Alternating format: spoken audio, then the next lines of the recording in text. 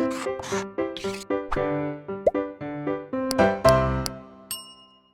Students, blueprint detail में आपका स्वागत है बच्चों। मैं आपका फिजिक्स टीचर अनुज शर्मा।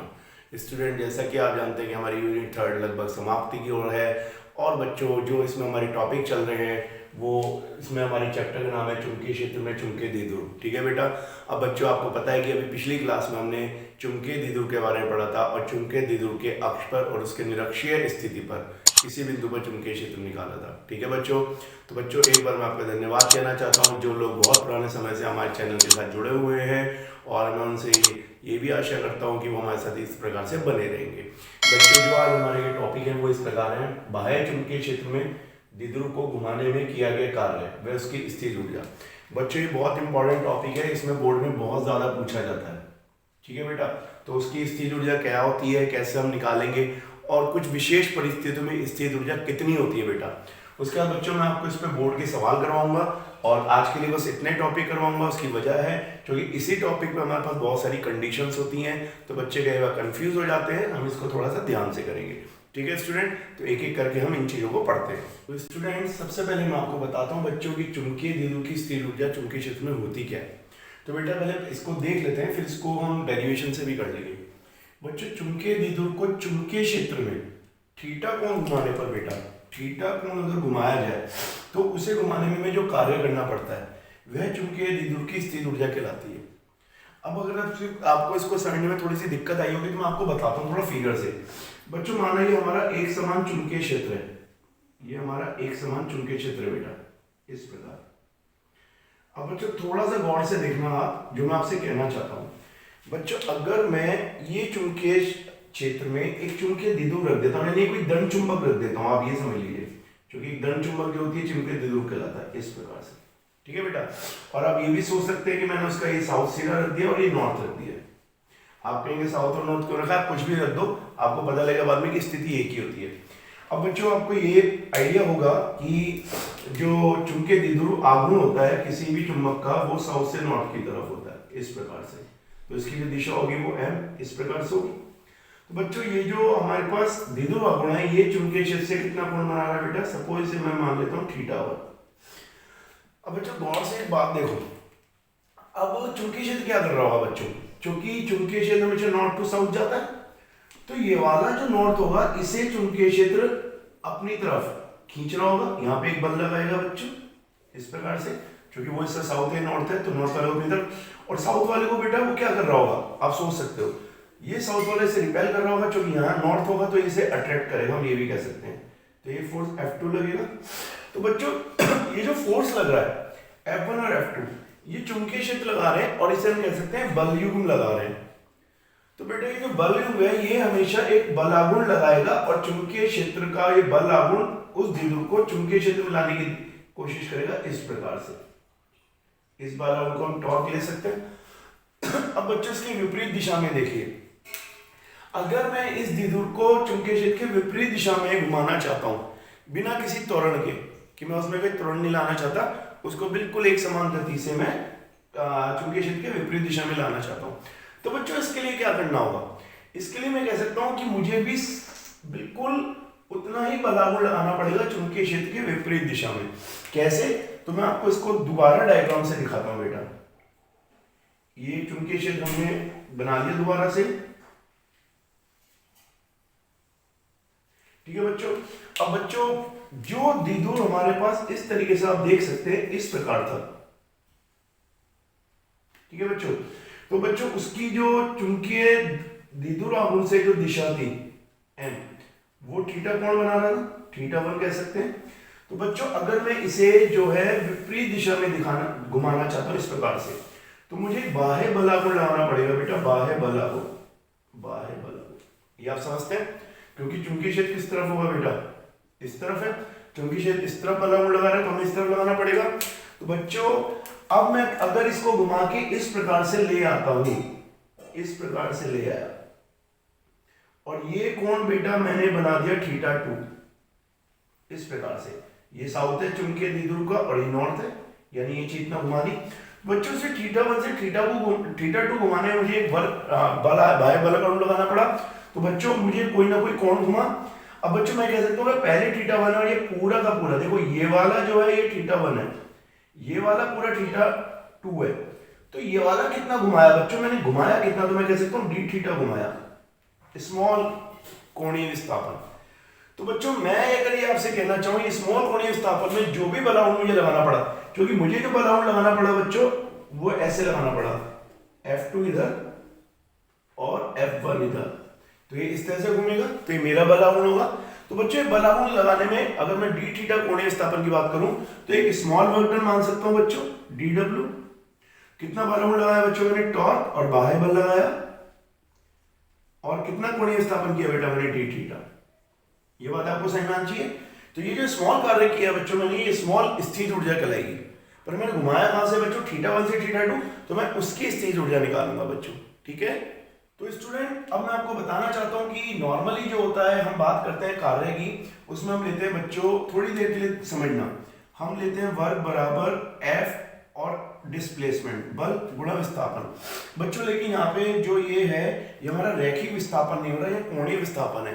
तो यहाँ पे जो रैखिक बल ना आके हमारा कौन सा बल आएगा, बलागुण आएगा, जो किसी वस्तु को घुमाने का प्रयास करता है। तो इसलिए मैंने बलागुण लिया है, कोणीय विस्थापन लिया है एस के लिए, और स्मॉल वर्क डन लिया है डब्ल्यू। तो इससे आप कंफ्यूज नहीं होंगे। अब बच्चों मैंने कितना आपको पता है, कितना घुमाया है, तो मैं कह सकता हूँ थीटा वन से थीटा टू। तो जो कुल वर्क अगर मैं बात करूं बच्चों, कुल कार्य, तो बच्चों अगर ये मैं कुल कार्य निकाल लूं, यानी कुल कार्य कैसे निकलेगा बच्चों, हम इसका समाकलन करेंगे डी डब्ल्यू का। तो जब घुमाया नहीं था तब वर्क कितना था, जीरो, और जब टोटल घुमाया तो कुल वर्क डब्ल्यू है। और बच्चों यही जो है द्विध्रुव की स्थिर ऊर्जा कहलाएगी परिभाषा अनुसार, क्योंकि जितना वर्क हमने घुमाने में किया उतना आ जाएगा। अब बच्चों डी थीटा हमने कितना, इनिशियल कितना एंगल था उसका थीटा वन, और फाइनली कितना घुमाया थीटा टू। तो बच्चों हम कह सकते हैं torque into D theta, equation second. तो थीटा वन से थीटा टू घुमाने में जितना भी हमें विस्थापन करना पड़ा और जितना कार्य करना पड़ा उस विस्थापन में, वो क्या कहलाएगा बच्चों, उसका वो उसका कुल कार्य कहलाएगा। अब बच्चों बात ये आती है कि क्या हम बलाउंड का फार्मूला जानते हैं, तो आप अच्छी तरह जानते हैं बच्चों कि हमने बलाउंड का फार्मूला पढ़ा है, torque is equals to M B sine theta. ये वो बलाउंड होता है बच्चों जो चुंबकीय क्षेत्र लगाता है किसी भी द्विध्रुव पे, एम बी साइन थीटा। तो ये तो चुंबकीय क्षेत्र लगाता है बच्चों, जिसे मैं बी से रेफर कर रहा हूं। तो जितना चुंबकीय क्षेत्र बच्चों अपनी तरफ लगा रहा है उतना ही बल मुझे लगाना पड़ेगा बलाउंड बाह्य। तो मुझे जो बाह्य बलाउंड लगाना पड़ेगा, इसे मैं लिख सकता हूं बाह्य बलाउंड। तो बच्चों वो उतना ही तो लगाना पड़ेगा, एम बी साइन थीटा, ठीक है ना बच्चों। तो इसमें तो आपको कोई दिक्कत नहीं आनी चाहिए। तो बच्चों अगर इसकी वैल्यू मैं यहां रख देता हूं थोड़ी देर के लिए अपनी इक्वेशन में, इक्वेशन सेकंड में, तो मैं कह सकता हूं समीकरण 2 से। तो बच्चों समीकरण 2 से मेरे पास जो बच्चों u है वो है 0 से w डी डब्ल्यू बराबर बच्चों टॉर्क को अगर मैं बाहर ले लूं तो ये आएगा एम बी साइन थीटा, और ये theta one two theta two, और ये डी थीटा। इक्वेशन हो जाएगी बेटा 4। बच्चों गौर से देखना जरा एक बात, एम जो होता है बच्चों चुंबकीय द्विध्रुव का आघूर्ण होता है, और वो किसी भी दंड चुंबक या किसी चुंबक पे डिपेंड करता है, ठीक। चुंबकीय क्षेत्र बच्चों आपने एक समान चुंबकीय क्षेत्र लिया हुआ है, तो ये भी कांस्टेंट है, बार बार तो हम चेंज नहीं कर रहे। तो बच्चों जो भी हमारा कार्य आएगा बच्चों थीटा पे डिपेंड करेगा, और थीटा का है बच्चों साइन पे। तो बच्चों में इसका समाकलन करना है साइन का, बाकी सारी चीज हम बाहर ले सकते हैं। तो बाकी सारी चीज बच्चों अगर मैं बाहर ले लूं, आप थोड़ी देर के लिए गौर करिए कि u बराबर, अगर मैं जो हमारे पास डी डब्ल्यू का समाकलन बच्चों डब्ल्यू हो जाएगा, ये तो आप 12th के बच्चे जानते हैं, डी डब्ल्यू डब्ल्यू ऊपर नीचे की लिमिट रखेंगे तो डब्ल्यू आएगा बच्चों। m बाहर रखो, b बाहर रखो, और बच्चों साइन थीटा का होता है समाकलन माइनस का cos theta, theta one theta two, इतना हो जाएगा। तो बच्चों यही हमारे पास स्थिति जुड़ जाएगी द्विध्रुव की, तो एम भी आ जाएगा। और बच्चों लोअर लिमिट कैसे रखी जाएगी, सबसे पहले हम क्या करेंगे, कॉस थीटा में थीटा टू रखेंगे, तो ये हमारे पास बच्चों ये माइनस हम बाहर ले लेते हैं, तो ये आएगा कॉस थीटा टू। और बच्चों जब थीटा वन रखेंगे तो ये आएगा माइनस लगाएंगे, और ये आएगा कॉस थीटा वन, इस प्रकार से आ जाएगा बच्चों। माइनस अगर हम अंदर ले जाएं तो ये आ जाएगा M B cos theta one minus cos theta two, लिख सकते हैं बच्चों इस प्रकार से, नहीं आप देखो इस प्रकार से हम ये वैल्यू लिख सकते हैं, ठीक है बच्चों। अच्छा बच्चों इसमें एक चीज और बता दो कि क्योंकि हमें ये जो कंडीशन प्राप्त हुई है, ये हमें सिर्फ एक फार्मूला प्राप्त हुआ है, लेकिन इसे हम विशेष परिस्थितियों में देखेंगे कैसे हमारी पोटेंशियल एनर्जी या स्थिर ऊर्जा कितनी कितनी होती है। ठीक है स्टूडेंट। तो अभी हमारा जो एक फॉर्मूला आया है इसमें हम θ1 θ2 पे बात करेंगे, तो विशेष परिस्थितियों में इस पे कैसे हम निकाल सकते हैं। लेकिन आपको एक बात समझ में आती होगी कि जो स्थिर ऊर्जा की हो बच्चों, किसी दिए हुए द्विध्रुव आघूर्ण चुंबकीय क्षेत्र के लिए θ1 और θ2 पे डिपेंड करेगी, यानी प्रारंभिक स्थिति कौन सी है द्विध्रुव की और अंतिम स्थिति कौन सी है। ठीक है बेटा। तो बच्चों अब मैं आपको इसकी विशेष परिस्थितियां बताऊंगा। सबसे पहले बच्चों केस 1 यानी केस की पहली परिस्थिति। बच्चों सबसे पहले मैं आपको बता दूं, एक बहुत ध्यान से आप एक चीज समझ लीजिए कि जो द्विध्रुव 90 अगर इनिशियल यानी प्रारंभिक स्थिति में बच्चों 90 डिग्री पे रखा हुआ है चुंबकीय क्षेत्र से, अगर ये आपका चुंबकीय क्षेत्र है और बच्चों ये हमारा चुंबकीय द्विध्रुव इस प्रकार से रखा हुआ है, इस प्रकार से, ये साउथ और ये नॉर्थ। ठीक है बेटा। तो ये दिशा होगी चुंबकीय द्विध्रुव आघूर्ण की और ये चुंबकीय क्षेत्र की, तो ये 90 डिग्री बनाएगा। बच्चों इस स्थिति में चुंबकीय द्विध्रुव की जो स्थिर ऊर्जा होती है बच्चों शून्य मानी जाती है। ठीक है बच्चों। तो इसमें और एक चीज मैं आपको बता दूं, फॉर्मूला आप ये वाला याद रखिए बच्चों, ये वाला इक्वेशन ए इसे मानिए, क्योंकि इसी तरीके से आपको ज्यादा सही रहेगा। और इसको मैं हटा देता हूं थोड़ी, वैसे तो ये भी याद कर सकते हैं पर जरूरत नहीं है। तो बच्चों θ1 जो यहाँ पे पोटेंशियल एनर्जी जीरो होती है, तो जब भी हम किसी की एनर्जी नापेंगे हम उसे जीरो से मानेंगे। तो यहाँ पे बच्चों हम θ1 अगर 90 ले ले तो हमारे पास जो ये फॉर्मूला बनेगा बच्चों वो ये बनेगा, mv बराबर θ2 को हम सीधा सीधा cos थीटा ले लेते हैं, तो ये हमारे पास फॉर्मूला बना। तो θ1 आपको हमेशा 90 डिग्री लेना है। अगर बेटा आपको प्रारंभिक एंगल नहीं दिया हुआ, ध्यान रखिएगा बच्चों, अगर प्रारंभिक एंगल नहीं दिया तो आप θ1 लेंगे, जैसे मैं आपको बताता हूँ। ठीक है बच्चों। सबसे पहले बात आती है बच्चों, एक प्रश्न आता है कि एक द्विध्रुव जो है, मैं आपको शॉर्ट में बताता हूं, एक द्विध्रुव 180 डिग्री पर लाया जाता है, यानी मैं कह सकता हूं चुंबकीय क्षेत्र के विपरीत, चुंबकीय क्षेत्र के विपरीत।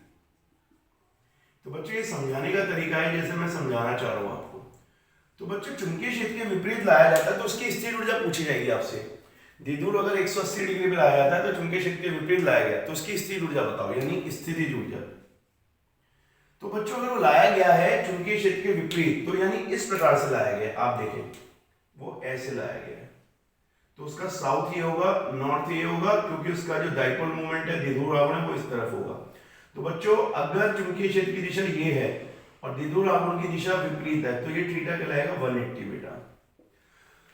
तो अब आपको ये ध्यान रखना है कि वो लाया गया कहां से लाया गया आपको नहीं पता, तो आप मानेंगे जहां एनर्जी की जीरो है, जीरो से लाया गया, यानी यहां से लाया गया, इस प्रकार इतने एंगल से ये एंगल घुमाया गया बेटा। ठीक है। तो बच्चों इसमें आप क्या करेंगे, u बराबर -mv और बच्चों आप cos इसमें लेंगे 180। ठीक है। θ1 आप 90 मान के चल रहे हैं। अब बच्चों गौर से अगर इसे देखें तो ये हो जाएगा -mv cos 180 होता है बच्चों -1, तो u बराबर कितना हो जाएगा बच्चों mv।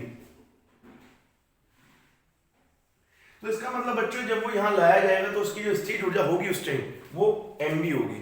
कहां से होगी मैं आपको फिर बता दूं, ये चुंबकीय क्षेत्र की दिशा से नहीं होगी बेटा, वो हमने माना है कि 90 डिग्री पे तो वहां से लाया गया, क्योंकि हम जब भी स्थिर ऊर्जा निकालते हैं बच्चों जीरो से निकालते हैं। क्लियर है आपको ये बात। अब बच्चों इसमें एक प्रश्न और देखिए, एक ये प्रश्न की तरह है, मैं आपको लिखवा रहा हूं, फिर आपको बोर्ड के क्वेश्चन भी करवाऊंगा। अगर बच्चों द्विध्रुव जो है चुंबकीय क्षेत्र की दिशा के अनुदिश, यानी द्विध्रुव अगर हम बात करें बच्चों द्विध्रुव, चुंबकीय द्विध्रुव की बात कर रहा हूं बच्चे, चुंबकीय क्षेत्र की दिशा के अनुदिश है, चुंबकीय क्षेत्र के अनुदिश, के अनुदिश,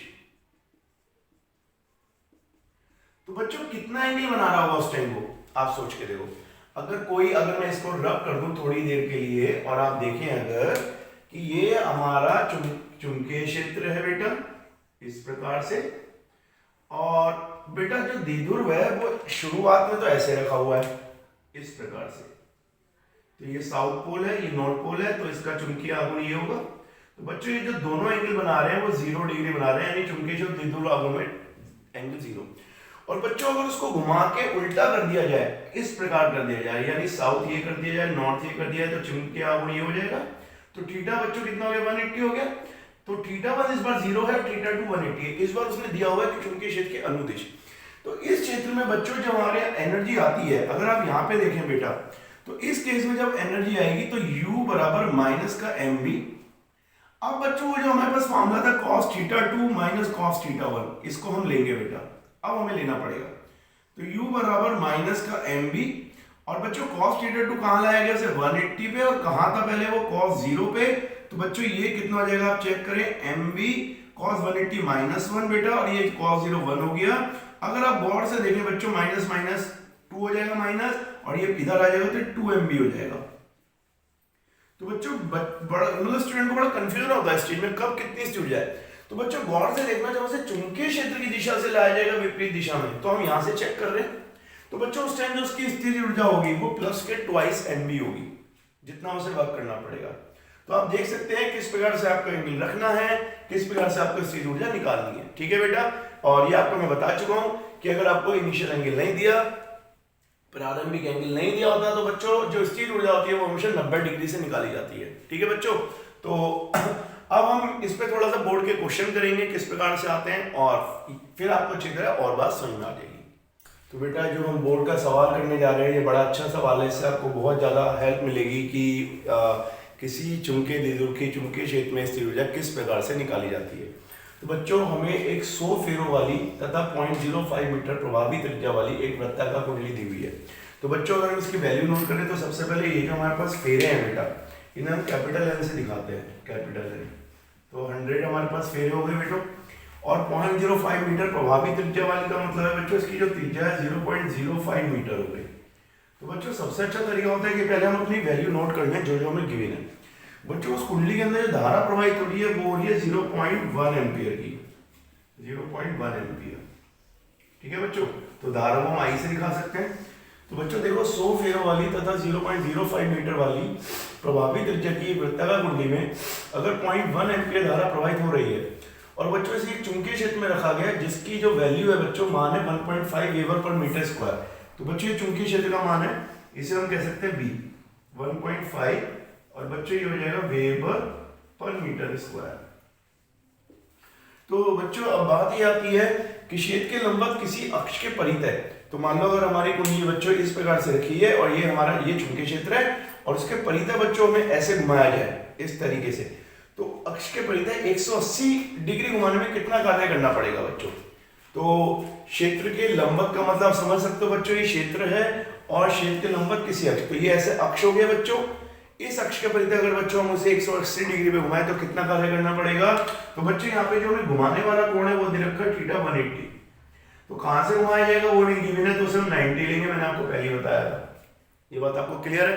तो बच्चों ये सारी बातें क्लियर है। तो स्थिर ऊर्जा का फॉर्मूला आपको पता है mb और cos theta 2 minus cos theta 1।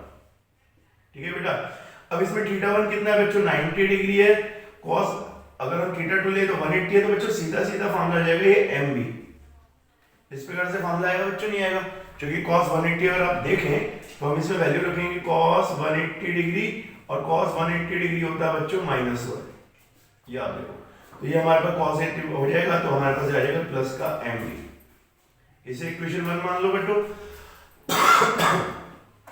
अब बच्चों हमें m और b में मान रखना है, लेकिन अगर आप गौर करें तो हमें m जो गिवन है उसके लिए हमें n r ये सब दिए हुए हैं। तो बच्चों हम द्विध्रुवाकों का फॉर्मूला जानते हैं n i। वैसे तो आप अच्छी तरह जानते हैं कि जो द्विध्रुवाक होता है बच्चों वो करंट गुणा क्षेत्रफल का होता है जब कोई वृत्ताकार कुंडली होती है। लेकिन अगर नंबर ऑफ फेरे गिवन है तो बच्चों n से मल्टीप्लाई कर देंगे। बच्चों अब इसमें अगर हमें वृत्ताकार कुंडली दी है तो n हमारे पास है i, हम इसे तोड़ सकते हैं पाई r स्क्वायर में। तो ये फार्मूला जब बच्चों हमारे पास खुलेगा तो ये क्या फार्मूला खुलेगा, तो हम खुलेंगे n i और बच्चों पाई r स्क्वायर इंटू b। ये फार्मूला हमारे पास जब खुला तो हमने वैल्यू रखी बच्चों, ये हमारे पास आ गई 100, i कितना है बच्चों 0.1, पाई को आप कितना रख लो 3.14 या 22/7, और r की वैल्यू है बच्चों 0.05 गुणा 0.05।